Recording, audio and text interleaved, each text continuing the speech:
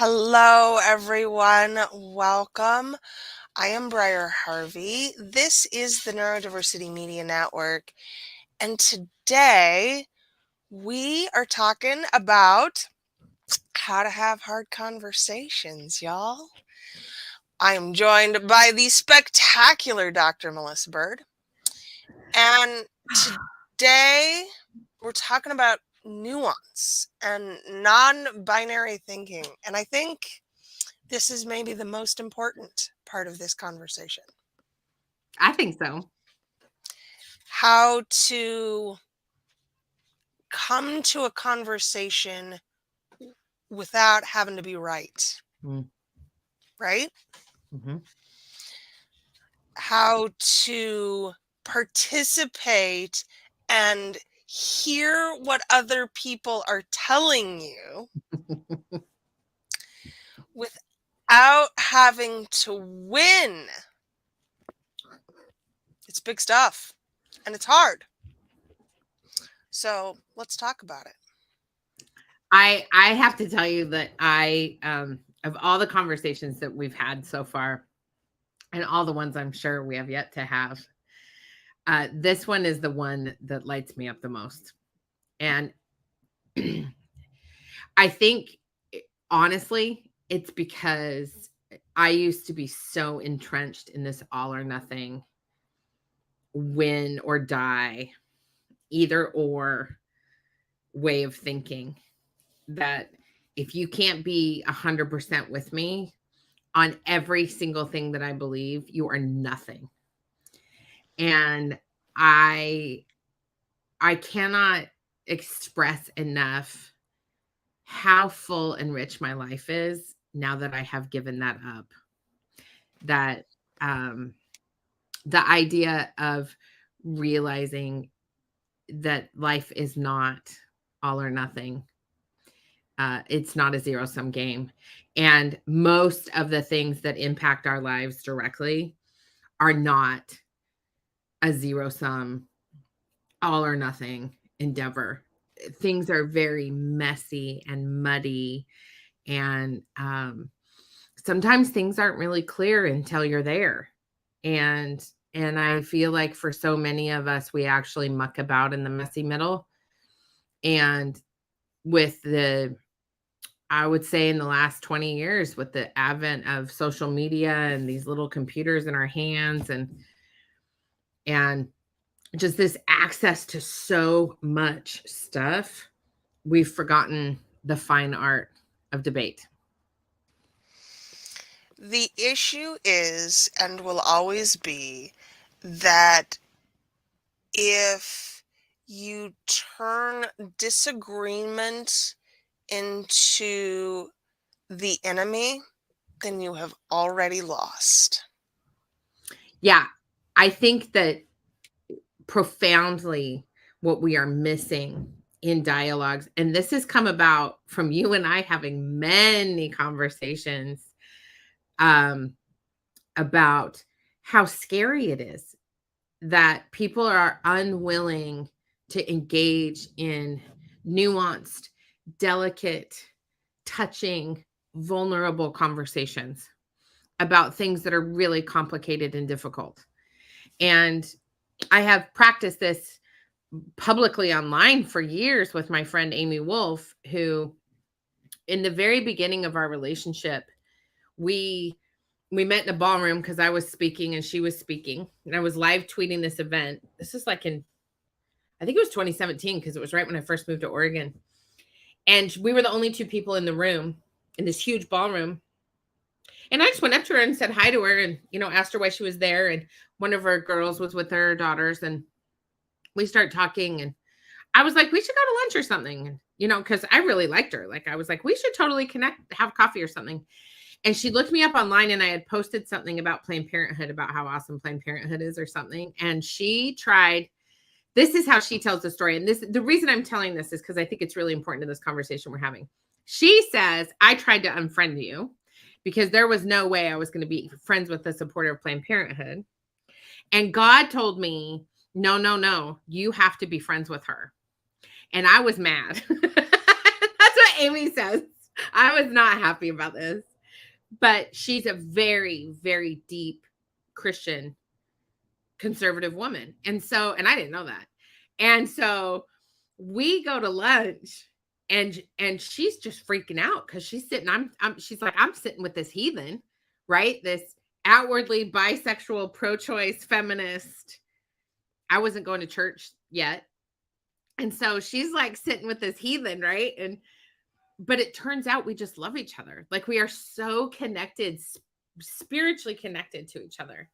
And so we decided, because we were having these really, like, talking about abortion and guns and sex and, sex ed and schools and gays and all the things, and just loving each other through these conversations. And so we started taking them online, unscripted, publicly. Now, here's the thing that was really fascinating about this. Her friends were DMing her saying, oh my gosh, this is incredible. Thank you for so much for exposing us to perspectives from Missy. We would have never talked to anybody like her otherwise. How do we have bigger conversations with people like Missy? And my friends were coming into my DMs. How dare you give her a platform? She is the root of all evil. She's dangerous. She's a terrible person. I can't believe you would sit in the same room with that woman and call her your friend.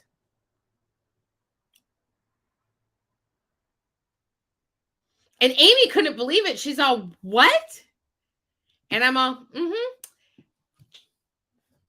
So much for the acceptance of everybody. Right? And what that taught me, Briar, is that people who identify as liberals and progressives are not ready to have nuanced conversations about things that matter to them. And I'm saying it out loud on the Neurodiversity Media Network. People who identify as liberal and progressive have an awful lot of work to do when it comes to tolerance, diversity, and inclusion. It's 100% true. Mm-hmm. And it's uncomfortable because it's the space that we live in and occupy a great deal of the time. Mm-hmm. It certainly still is where most of my beliefs live. I'm not changing my mind about the things that are important to me. Mm-hmm. And that's not what's being asked of us when we embrace nuance. And when we get out of this binary, all or nothing thinking, this extreme thinking, that it's not an invitation to give up your values and your beliefs and the things that you think are critically important. It is an invitation to get uncomfortable and to sit in that discomfort and to realize that you're not actually triggered, because triggered is a trauma response, but that in many conversations, we're just really uncomfortable with hearing how somebody else feels about things that matter to us. And that's what creates all this divisiveness, I think. I think it's that lack of willingness to squirm. I had my husband watch the lovely and fabulous Robin Wall Kimmerer, who wrote Braiding Sweetgrass and Gathering Moss, which are two of my most favorite books on the planet. And she's an Indigenous woman she teaches in New York, but her roots are here at Oregon State University, which is right by my house. And so she gave a talk in the Department of Forestry about disrupting and dismantling monocrop thinking. So that sounds perfectly benign unless you actually know what's going on here. Yeah. So she's taking the application of Three Sisters farming, which is a very, very old, tens of thousands of year old tradition of growing bean, squash, and corn, which is better for the soil, better for the plants, better for all the things, right? And it's a regenerative way of farming, which was totally dismantled when the colonists came and, annihilated all the things.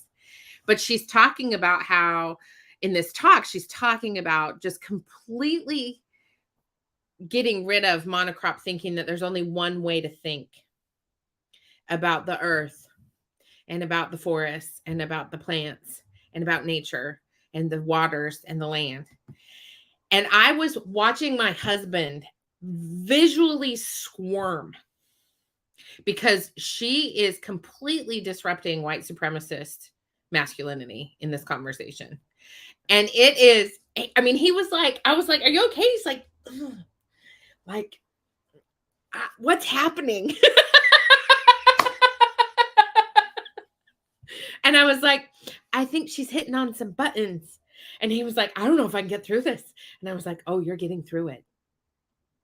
You have to listen to this, because it's important for us to move forward in our conversations about our farm, in our marriage. Like, I'm like, this is good stuff for you to get uncomfortable. And he was visibly squirming, Briar. And I was like, this is going to be so good. And it is. It's what has happened to that man just from listening to that one conversation that made him so visibly, viscerally uncomfortable has been an opening. I could not have done it better myself, honestly. And this is why I think it's so important for your listeners and the people who are watching this to think about this. Like, it's okay for us to have a visceral reaction to something. Like, when did that not be okay? I learned speech and debate in the 80s and 90s, right? Like, I'm a middle-aged woman. I'm not afraid to admit it, right? I'm turning 49 this year. We learned how to debate about stuff that was hard. Like, it was the goal was to get to state, to go debate at state. Why don't we do that anymore? Not only that, in high school forensics and college forensics, there is now an increasing number of judges who will not hear arguments or will not find for arguments that they do not personally agree with. That is not okay. Right. That is not okay. That's not how this works. No. I don't and I don't really, it makes me like yell. I get all screechy. Like, I don't get it. Because I don't want to be friends with someone who thinks exactly like me. Like, my favorite thing about Jim and is that when I met this man, I'm coming out of a lesbian relationship, out of a marriage with a woman. I've been with women for 12 years. Like, Mr. Man was very unexpected. I was like hoping for another cute little baby dyke. Like, that's what I was shooting for. Yeah, I was not expecting a pro-life, pro-gun, military army sergeant Republican. No, from Orange County. Not what I was expecting. And our conversations, what he has done for me and what I have done for him, is we've moderated each other. And the people I am friends with do not all agree with me. And what I have found is that has brought a richness to my life and a richness to my business. Like, the people I work with aren't always in alignment with me spiritually, politically, socially either. But they come to me because they know I can help them bridge that, right? And why aren't we seeking to be the bridge instead of the army? Why are we continually trying to scream and yell at each other? So, Liz Gilbert, who is an incredible author, I think, one of my favorites, recently announced that she was shelving the production of her new novel because it is about Russian dissidents fleeing Russia, and some people are uncomfortable. The issue here is that the people who are uncomfortable don't seem to be Ukrainian or Russian dissidents. They seem to be people who only care about appearing a certain way. And I have a problem with people shelving creative bodies of work because it might make someone uncomfortable. The whole purpose of art is to disrupt. It is to make people I mean, literally, I have a vision of the Virgin. I can't, I'm opposite. Who is shaped like a vagina. Because, I mean, hello. All of you, just for funsies, Google search statues of the Virgin Mary. Do you know how visceral people, it is disturbing for people. They are so uncomfortable with this piece of art that I have behind my head. Pussy Riot is another great example. Pussy Riot putting on their baklavas and going into Russian Orthodox churches to perform punk rock and then getting arrested as a form of artistic uprising against the dictatorship of Putin. I almost said Stalin. the purpose, George Orwell's 1984. Like, most of the books on my shelf about witchcraft and magic. Oh, and religion. And Native American teaching. Like, hello. The purpose of writing is to disrupt. The purpose of novels as a form of art is to disrupt. When did we become a space where we could put the pressure on artists to stop? So I think the answer to this question is, when did we start prioritizing, and I'm going to answer your question with the question, when did we start prioritizing safe spaces? Oh, this is really interesting. This is really interesting to me as a public speaker and someone who provides workshops, right? Mm-hmm. So fascinating, because I noticed that for some facilitators have moved away from saying this is a safe space to saying this is a brave space. One of the things I find really fascinating is that I can enter a room of grown ass adults. Briar, we're talking 60 people who all have jobs, who all pay rent or a mortgage, who all pay bills, who all have to go to the grocery store to go grocery shopping for themselves, who may or may not have a car payment, but for sure they've got a big person job, like an adult job. And the expectation is that I walk into the room and I tell everybody that they can get up anytime to pee. Now, listen, I taught preschool for years. I taught preschool for years. Never did I have to tell a 4-year-old they could get up and pee. Never. They just got up and peed. But I have to say, it's okay for you to get up and eat. It's okay for you to get up and drink. It's okay if something makes you uncomfortable for you to leave, which I actually don't agree with, but I like getting paid. So, sure, I'll set that. If you're uncomfortable, it's okay for you to leave. But why do I have to tell adult human beings this? Because let me just tell you, when I was teaching preschool, if something made one of those kiddos uncomfortable, 2 things would happen. One, they would freak out on whoever was making them, bugging them. They'd be like, leave me alone. They'd scream, they yell. Some of them would hit because, when you're 4, that's, kind of what you throw your toys and have a moment, right? Exactly. Yeah. And then they just get back to the process of engaging again because they're like, well, I'm done with that. Great. Want to go play? Sure. Okay. Right. But for some weird reason, as adults, we have come to expect that the facilitator of a workshop, a training, a speech is supposed to make us feel more comfortable about being there, when actually y'all chose to walk in the room. And this is the thing that I find so fascinating about where we're headed as a country. And I talk to other people outside of this country and they're like, what are y'all doing over there? I don't know. I really don't know. But why do we have to tell grown adults how to engage. I don't get it. And the change, I don't think it's a change for the better, everybody. Like, can we just like think about this for a minute? I don't know everything. I wish I did. Like, I put Dr. Melissa Bird by my name because I want people to think I know everything, but I really just don't.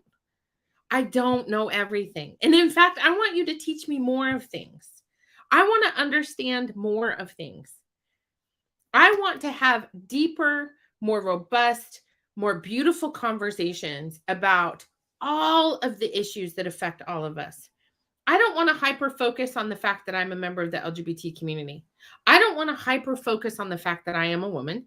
I don't want to hyper focus on the fact that I have a PhD or that I'm a witch or that I'm a preacher, right? There's a lot of different ways that we can describe each other and describe ourselves.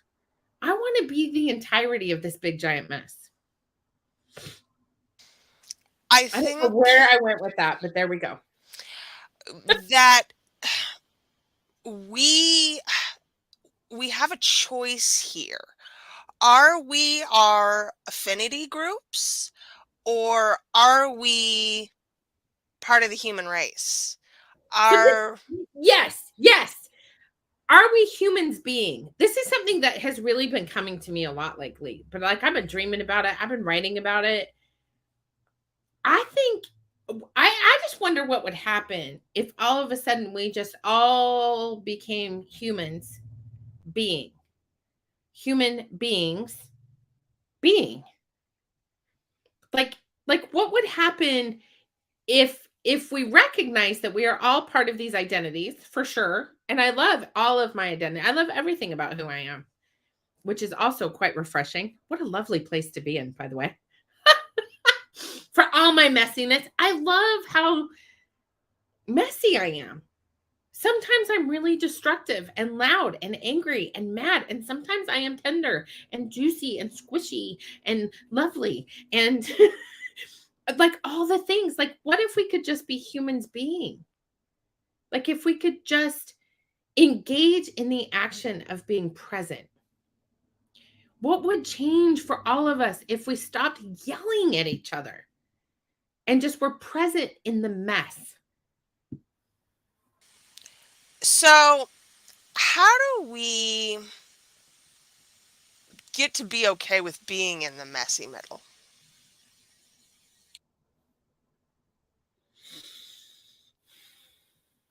I think the very first thing is, well, I'm just going to call this out how this whole conversation came. So I was on the Twitters, which I'm not on anymore because I got kicked off. Sad. I was on the Twitters, and there was all the controversy over J.K. Rowling and people calling her a TERF, and all this anti-trans activism, a lot of violence and anger on both sides, by the way. Like, there's a lot of violence and anger going on there. And you and I started talking about it. And you and I listened to a couple of podcasts, watched a whole bunch of videos. I mean, I think you and I have dedicated some serious hours to this work. And one of the things that very profoundly came up for me is that we can no longer threaten physical violence against people that we do not agree with or that we feel are threatening our bodies. To respond with threats of death tells me that we are not honoring our shared humanity anymore at that point. Having been with I live with someone who used to kill people for a living. When you live with a veteran who has served overseas and deployed and experienced that, it's a very different, like, the mindset is totally different. I believe that the first step to addressing the fact that we are cohabiting as humans and that it's okay for us to not live on these all or nothing fringes is to stop threatening to kill people. And I have had my fair share of death threats online, especially on Twitter. I think if we took a step, just one little tiny step back and went, okay, I can see that these debates are not debates anymore. They're physical threats of violence. People are threatening violence. How can I step back and look at the entirety of this picture and recognize that there's somewhere in the middle. And I think that's the second step. The second step is to disengage from the online debate and do your homework. Figure out. Okay, but that means I can't walk around saying I'm going to punch a Nazi anymore. No, That's correct. correct. And that's, I think that's for especially liberals where this started. Yeah. Yeah. But threatening violence for words is what got us here. Yeah. Yeah. And I think we cannot continue to condone violence against other people's bodies. I don't want people enacting violence against my body. I have had that experience. It's really awful. I don't want to ever make another human being, no matter how much I disagree with them or how threatening they are to me, feel like that. That is not love. And I believe that we are love and we are loved at our core, at the very center of our humanness. No matter who we are love and we are loved energetically. Even the Nazis have a soul inside that body. Okay, but Even there's a Clarence Thomas has a soul inside his body.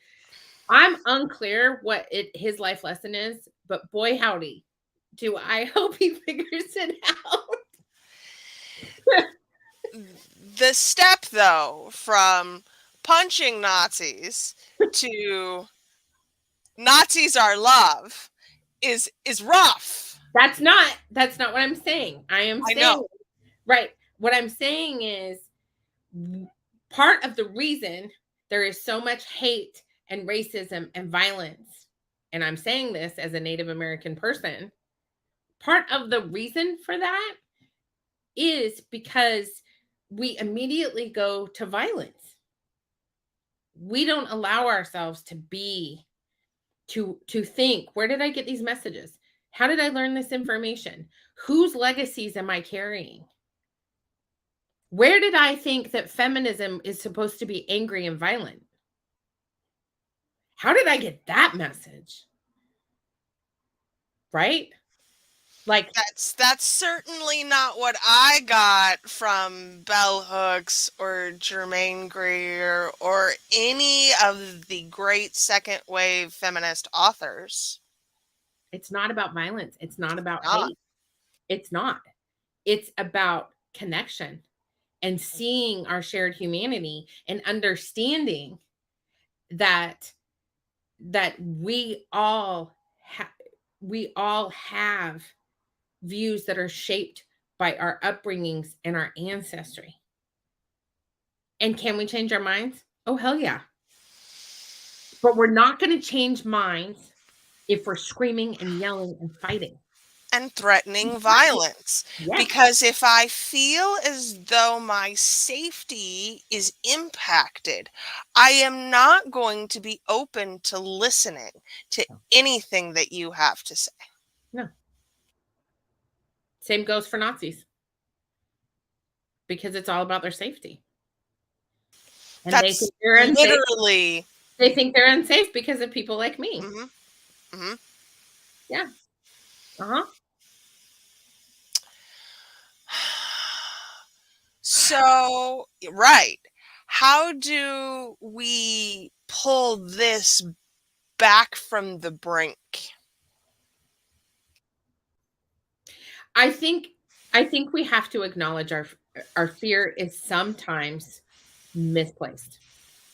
So I think it's really helpful. And I can't remember if you and I talked about this or if I've just been randomly talking about it on my own podcast or whatever. We are not constantly in a fight or flight response. We have got to give ourselves permission to stop using that word fear as if it is an actual beast in the room, right? Have I been in violent situations where I had to fear for my life most days? Yep. I invite you to my entire childhood. Like we have all had, once you get past the age of 5, we have all experienced some form of violence and trauma. It's just a fact. And when we do the work of healing, when we do the work of therapy, when we do the work of embracing our mental and physical and emotional and spiritual health, mental, emotional, physical, spiritual health, what happens is we realize that we do not have to live in a fight or flight response 24 hours a day, 7 days a week. Now, some people do. I would submit to us that if we started to look at the majority of humanity, many of us don't.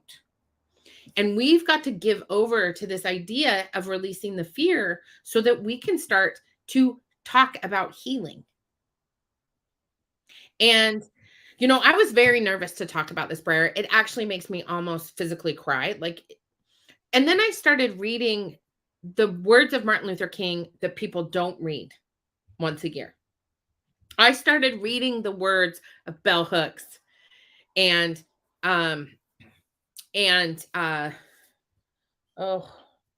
what's his name? James Baldwin. Oh, if y'all have not read his stuff. Right. Woo! It is not about violence and hate. It is about love, love, love, love, love. And I thought that is the cheesiest ass shit I've ever heard. But it's exactly what I am saying. I just say it in a different way. I think we have to start thinking about the idea that it is okay to create relationships with people that are both challenging and graceful. I just wrote this down in my journal. If you don't understand each other at a human level, then you don't get to attack them because we don't know their stories. This actually was a really great Ted Lasso episode for the last season. I think it was episode 9. Pretty sure. Yeah. There was this whole scene where they were talking to the reporters and they were like, I don't know his story. It's not my place to judge. Because I don't know what's happened for him in his lifetime. We don't ask those questions, right? So people are looking at Dr. Melissa Bird, PhD, in 2023 going, damn, she's got it together. And I'm sitting over here going, y'all should have seen the first 48 years. It was a disaster area. But we assume that people who we know right now this minute are this is who they've always been. And Briar, you and I have lived long enough to know that we are not who we were in our 20s. Thank God. Thank God. Truly. So glad to not be who I was in my 20s. I think about, have you read The Gift of Fear? Yeah. Lavender Becker? Yeah. And the message there is about learning to read and understand fear when it is a valuable tool. Yep. But the other part of that I think a lot of people skip from that book, perhaps, is the messages of not fear. What does that mean? The opposite of fear isn't safety. So what does not fear look like? I think we have this false belief that somehow we're always supposed to be safe. I've seen this particularly in the LGBTQ community growing up in Utah, right? I had this experience a lot. We have to create safe spaces. And I'm like, that's just for anybody. That's unrealistic. Where did we get that? Somehow it had to have been just pushed. I don't know if it was pushed by politics or churches, or maybe it was all the things, right? But this idea of safety, I find to be so bizarre because, and I think this is from my own philosophical standpoint, when we are present, we don't have a need for safety. When I'm in this moment with you, I knew that from 11 to 12, this was going to be my day, right? What I didn't know was that I was getting a cortisone shot at 8:30 this morning. Didn't know that. Didn't see that coming, right? When we are present in the present moment and we are 100% connected to our presence in this moment, then the need for safety evaporates. And dogs. And the need for safety, it kind of goes away because we're in it, and we're in the moment. And once we destroy that mythology of needing to be safe, we can create connections, relationships, plans, ideas that get us to the place that makes us feel safe for us. So my idea of safety is not even the same as my husband or my children. You know this. You live in a house with how many people? 4 other people. Yeah. Yes. Yeah, I live in a house with 3 other people because the oldest one ain't coming home. Love her. Love her, but we've decided we don't live together well.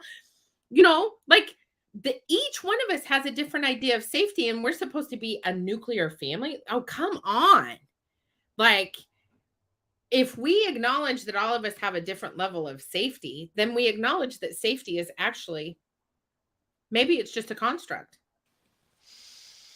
And boy, does that push us into non-binary thinking.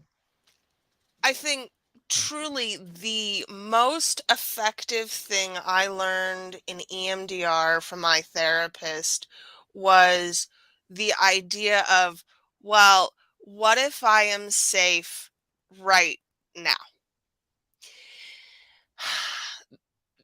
Safety is so ephemeral.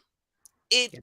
is so difficult to quantify Mhm. that the only time that I can ever speak to my own personal safety is right now.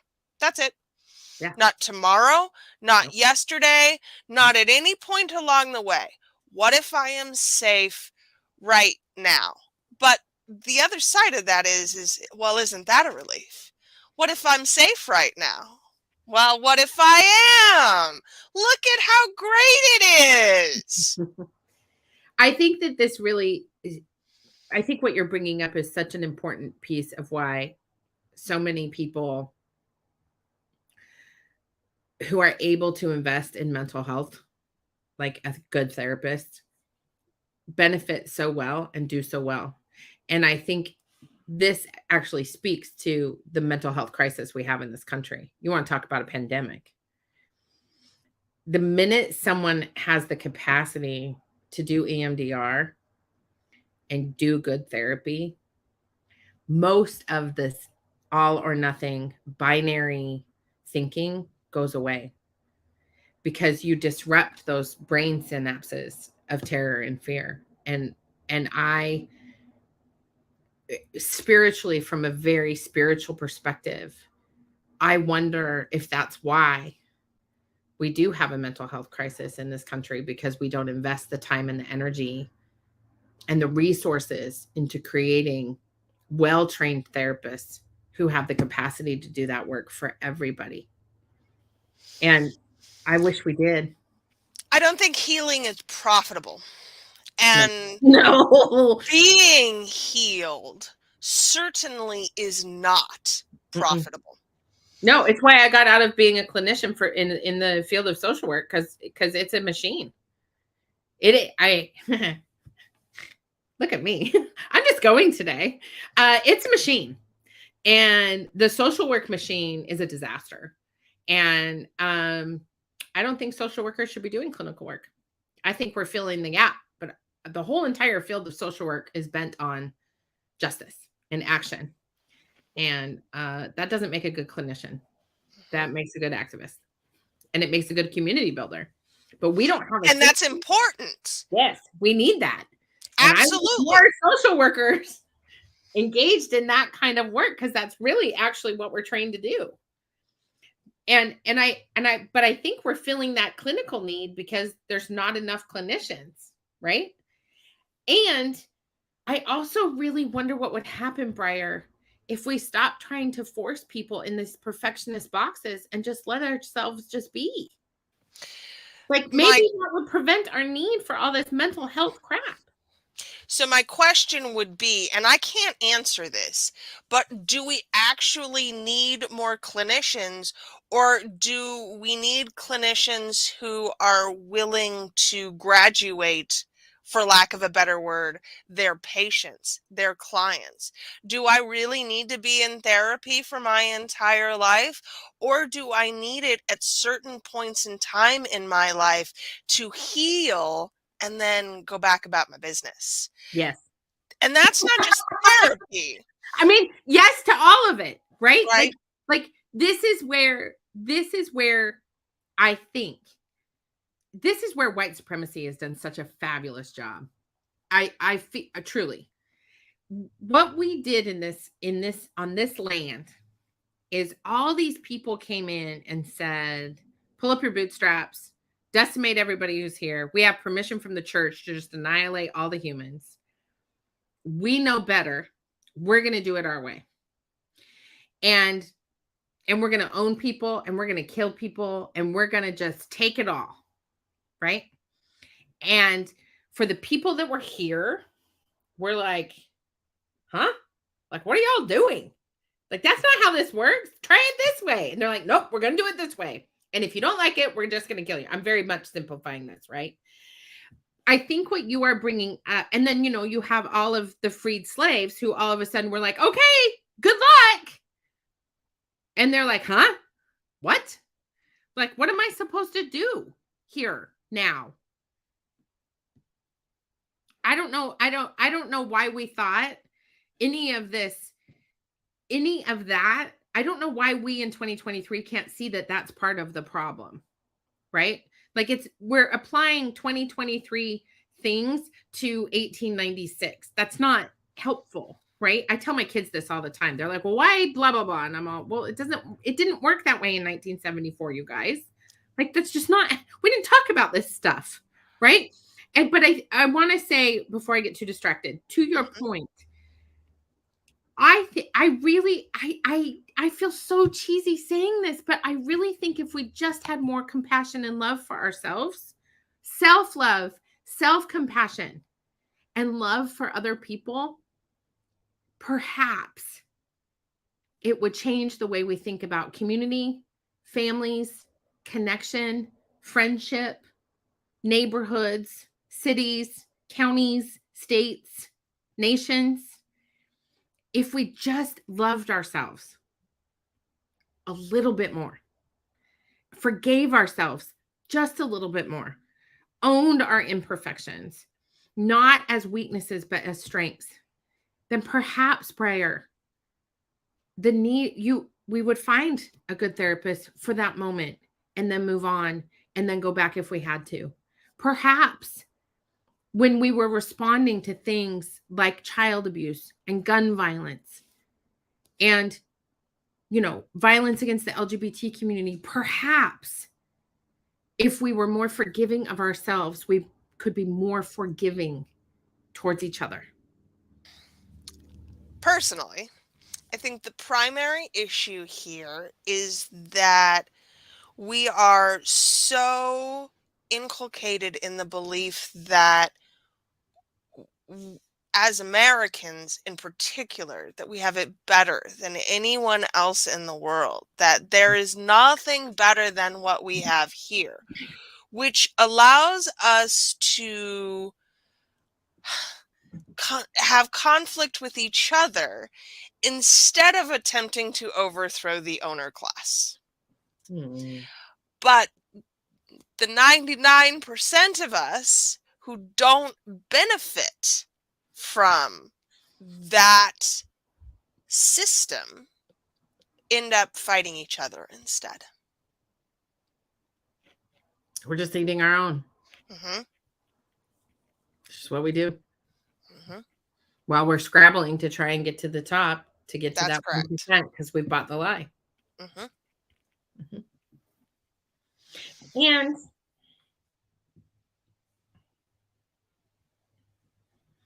I wonder what would happen if we decided I'm not gonna engage in this binary thinking anymore. I'm gonna really explore and be uncomfortable and be curious and ask questions for clarification. I had a beautiful professor who he would say questions, comments, complaints, concerns about the last 10 minutes of our class. And he taught he actually taught communities and organizations. And so we had the opportunity for the complaints and the concerns, as well as the questions and the comments, right? Questions, comments, complaints, concerns. I wonder what would happen if we deployed Dwayne Wilson's, just those 4 questions, comments, complaints, concerns, and if at the same time we did that, we focused on what lights us up instead of what keeps us in the dark and keeps us down. One of my most favorite things about learning to read the Bible, never words I thought would come out of my damn mouth. Let's be clear. It kind of makes me go, gross. Right. Is learning the idea of lightness and dark, and learning that in the Torah and the Quran and in Buddhist teachings and in Hinduism, in paganism, there is always light and dark. You cannot know lightness without dark, and you cannot know darkness without light. And what would happen if we were more willing to shine the light in the shadows?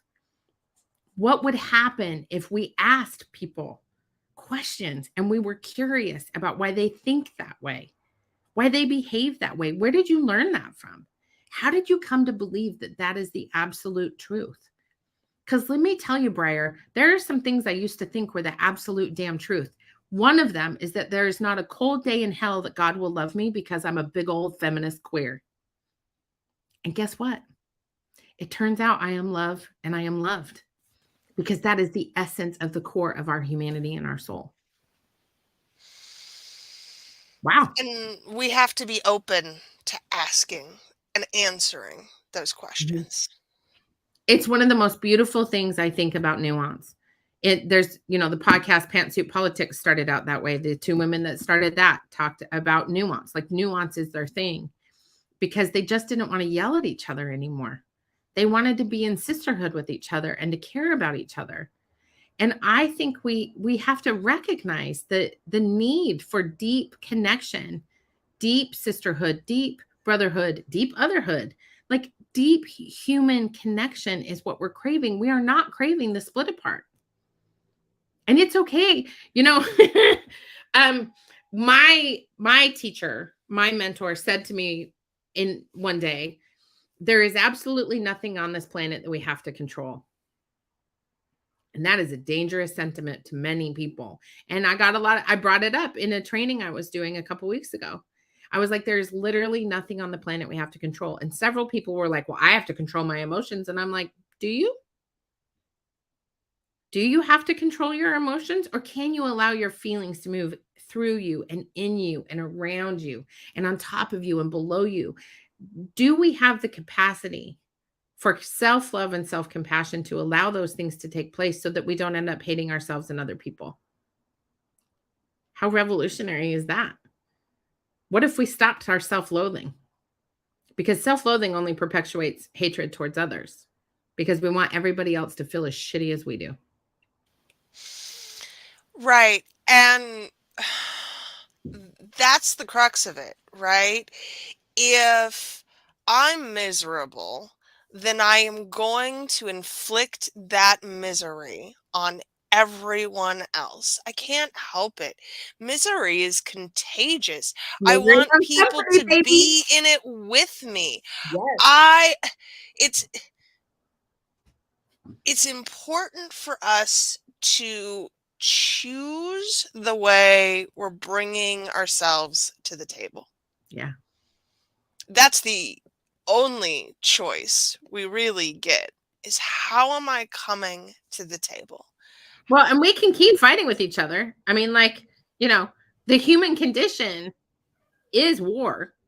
It has existed for time and eternity. Mhm.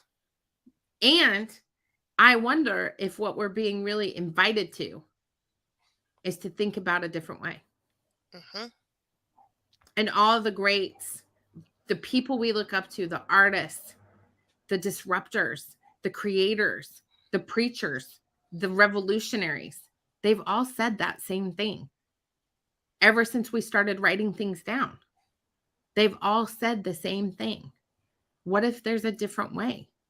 What if we can use nuance and non-binary thinking to connect with each other in a whole nother way? Now, listen, 20-year-old Dr. Melissa Bird would have been like, that is some horse shit.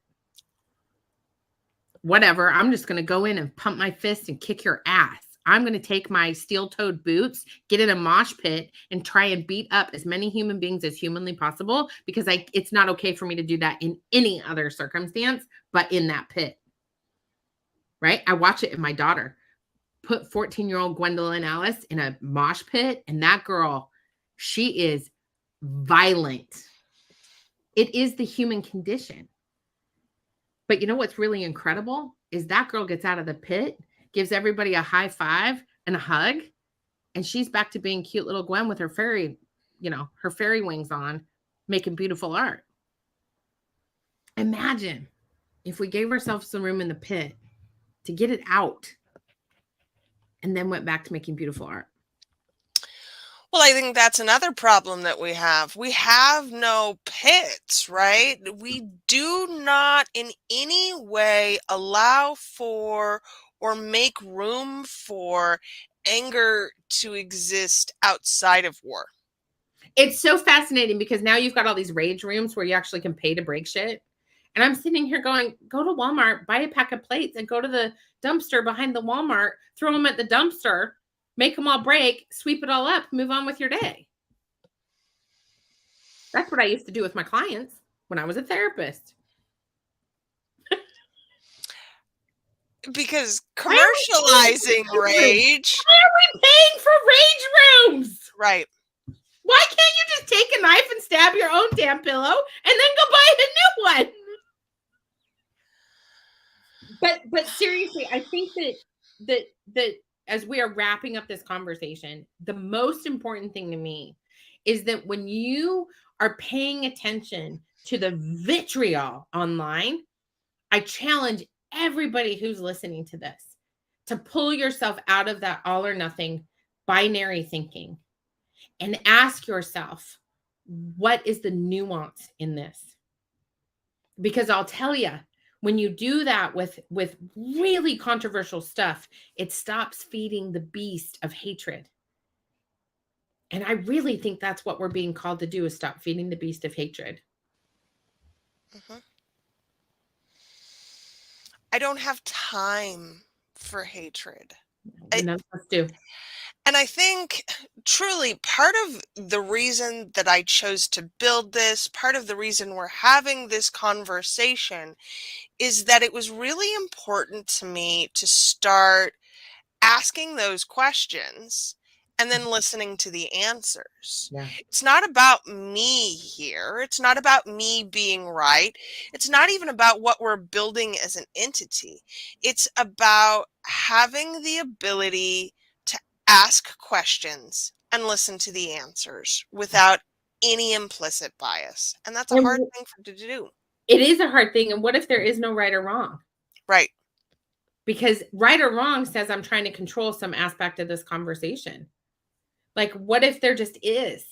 And I can't believe I have these big, huge philosophical discussions for a living. Like, it's so bizarre to me. I'm like sitting here going, but what if it just is, Briar? Like, and I'm sitting here going, that's rad. Because if that is the case, then everything I know about this planet, about this world, about my interactions with other people, everything I know about it, it just is. And that is not the absence of pain and suffering and sorrow, because we are human beings giving our souls an experience on this planet. Every single one of us. Billions and billions of people on the planet are here to have an experience of living in a human body.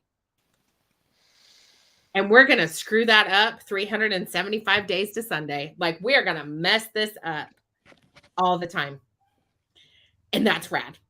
Yes, it is. It's not bad. It's rad. So I think what I'm walking away with here today, Missy, is that nuance comes from choosing to have an experience. Oh, yes.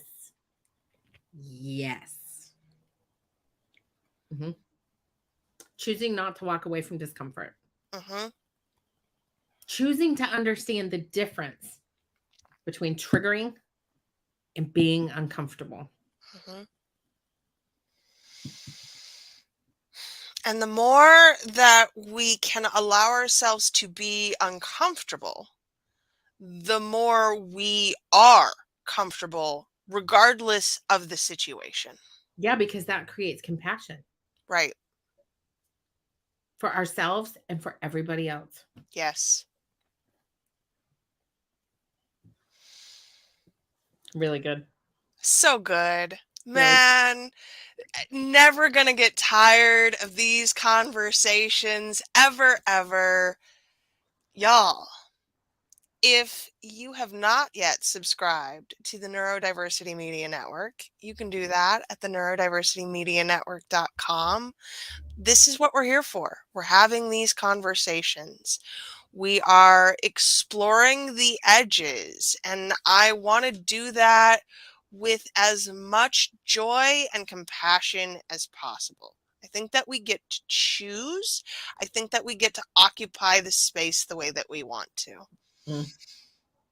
Thank you, Briar. Thank you so much for being here. Y'all have an amazing time.